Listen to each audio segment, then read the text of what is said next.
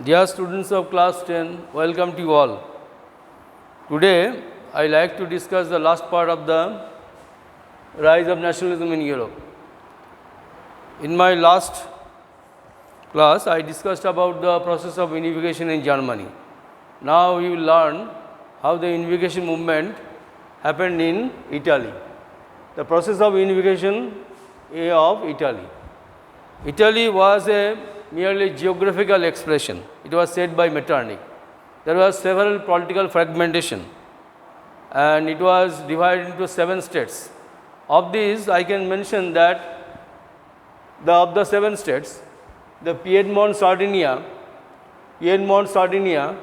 or Sardinia Piedmont, ruled by a prince, that is Victor Emmanuel II, and North Italy under the domination of Austria, Central Italy under the domination of Pope, Southern Italy under the domination of Bourbon King of Spain. And it is actually there was no nation of Italy, no Italian people. In this situation, we learned that earlier we have discussed the Carbonari movement, which was one famous nationalist leader was member of the Carbonari Society. He was Mazzini. So, Carbonari Society, a secret society was formed known as Carbonari. It means charcoal burner. It was formed in Naples and spread to other parts of Italy. Its object was formation of constitutional government and national independence and also personal liberty for all peoples. Object was constitutional government, national independence and personal liberty for all peoples. Uprising was held in the year 1920 and 1930 organized by the Carbonaris in Naples, Piedmont, Modena, Parma, Bologna. But this was completely crushed by Austrian Chancellor Duke Metternich. So, this is how we see that the next we shall discuss what was the role of the Giuseppe Mazzini, Count Camillo da Cavour and Giuseppe Garibaldi in the movement, unification movement. Mazzini, we know, already I have discussed earlier, he was born in Genoa and very active organizing the revolution movement. He founded Young Italy at Versailles and Young Europe at Bern. Already I discussed. Now he also in a short to put together the coherent program for unitary Italian Republic. During 1830s, Mazzini sought to put together the coherent program for a unitary Italian Republic. And in 1831, Young Italy was set up by him. Why was it set up? Generally the members were young youth, Italian youth, and the purpose establishment of free, independent and republican Italian nation. Free, independent, republican Italian nation. However, they organized an uprising, revolution 1831 and 1848. Both the revolutions or uprisings are suppressed by Metternich. So, now after the failure of Mazzini, the responsibility now fell upon Sardinia Piedmont, that is ruled by Victor Emmanuel II. Now, what was the role of Cavour? Cavour was the chief minister of Victor Emmanuel II or Piedmont Sardinia. He realized that people's movement would not achieve the independence, people's uprising. So, he decided that it was to be done through warfare. And now without Italy, it is Cavour. You see that at that time northern Italy was under the domination of Austrians. When Cavour came actually decided to drive out the Austrians from northern Italy and absorbing Lombardy and Venetia. And now you see that what he decided, he realized that without foreign help, or foreign aid, Italy could not be united. So naturally, he engineered a diplomacy. See that the ultimately established a diplomatic relation with France. Ruler was Napoleon III, and ultimately with the help of Napoleon III of France, he defeated Austrian forces. Austrian forces at Magenta, Amegenta, and Solferino, Solferno in 1859. And thus he united northern Italy. But northern Italy was united, but not southern Italy. So Garibaldi now came forward. Garibaldi, meanwhile, an uprising in Sicily began. The peoples of Sicily, our revolutionaries of Sicily, invited Garibaldi to assist them.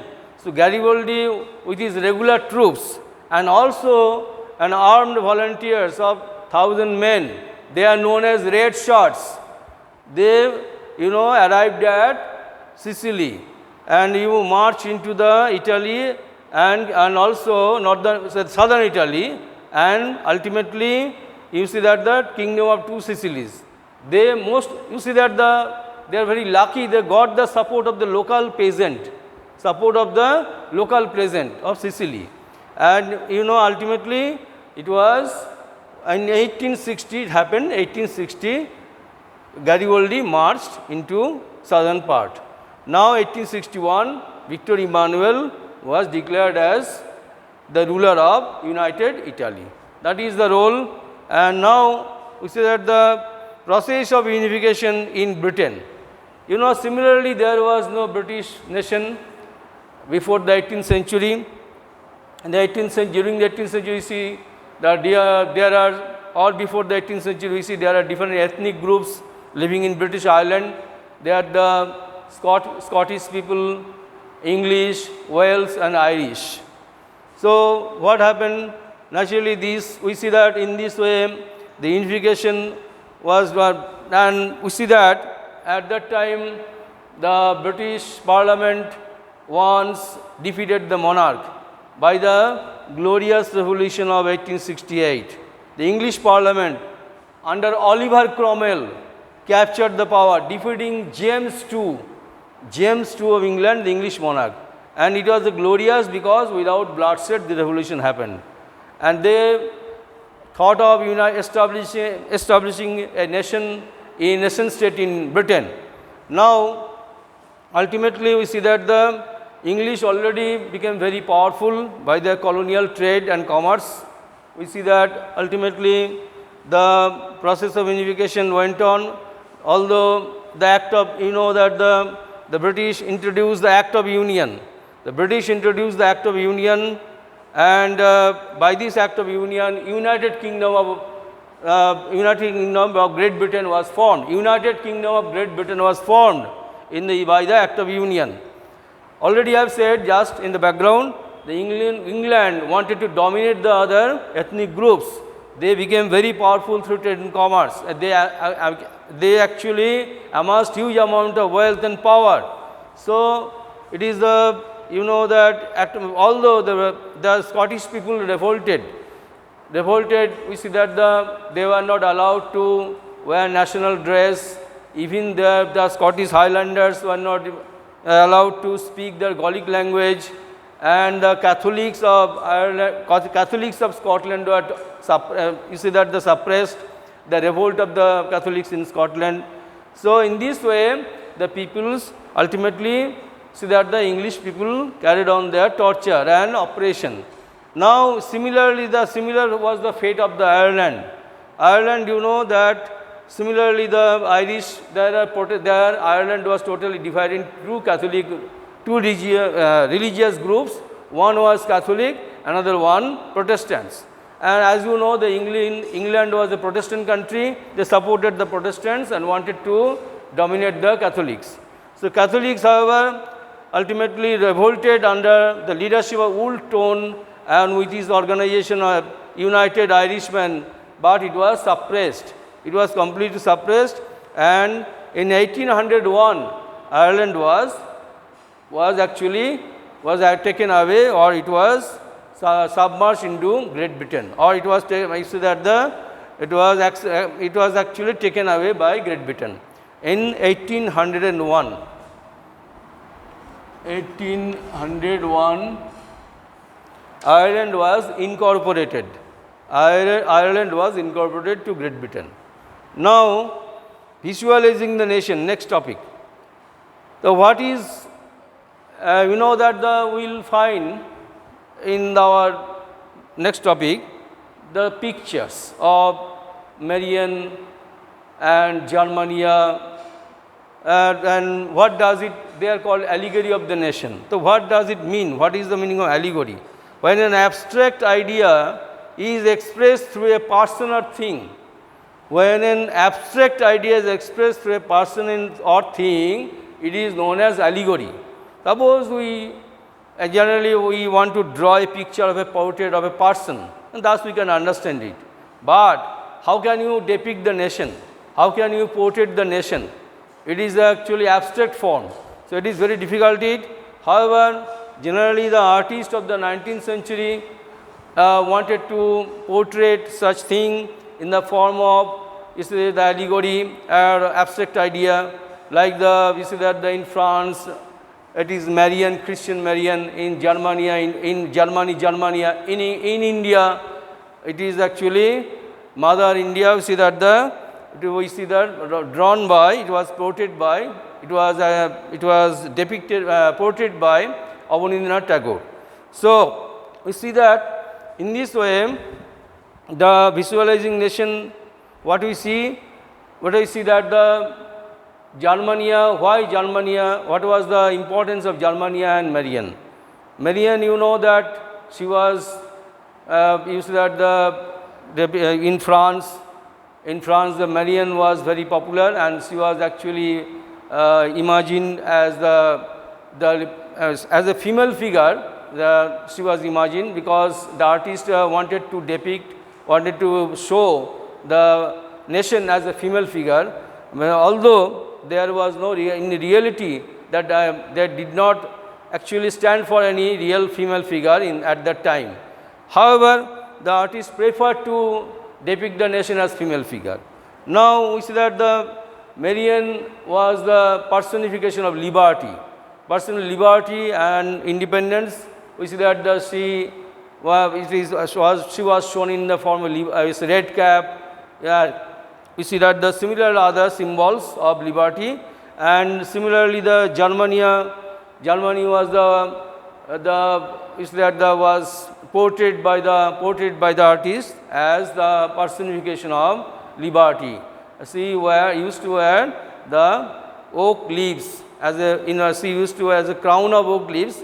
It is actually symbolizing freedom.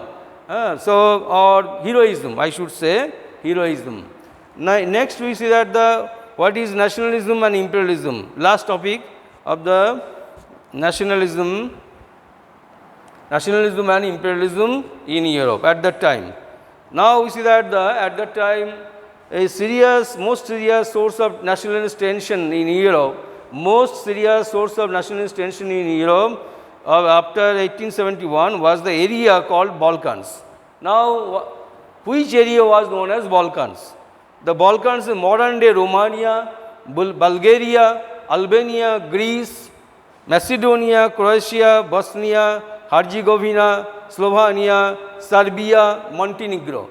These areas, the vast territory which was under the dominance of the Ottoman Turks, were known as the Balkans.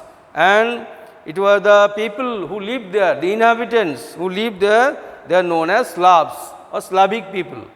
And this area was known as, and these actually the Slavic people struggled for a long time to define their own identity and independence. So, this is how we see that they carried on their long struggle. We know that they wanted to free themselves from the foreign rule, that is Ottoman Turks, and in this way they wanted to establish their own identity as a nation, and it is also the romantic idea nationalism the romantic nationalism and the disintegration of the Ottoman Turks, the romantic nationalism, the culture, and also the disintegration of the Ottoman Turks led to the outbreak of serious the tension in this region, and they wanted actually establish their own identity as a nation. And now moreover we see that whenever this situation was going on, the European powers intervened in this region and entered the area, the Russia, England, Austria-Hungary, and the Germany.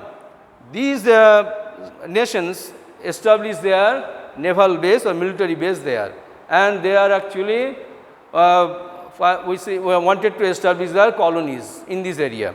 So the situation was so tense, and it ultimately the entire area became explosive gradually due to the situation. Due to this situation, ultimately it led to the outbreak of the First World War. It is ultimately the situation ultimately led to the outbreak of the First World War, and this is our topic.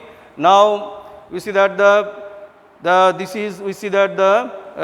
we can see that next question may come, that describe how Balkan, what were the Balkans, or which area was known as Balkans. Next we can see that, we can say that how the Balkan situations became very explosive, or Balkan area became tense and explosive. And thirdly, what the situation, how the situation in Balkan area led to the outbreak of the First World War. So thank you all.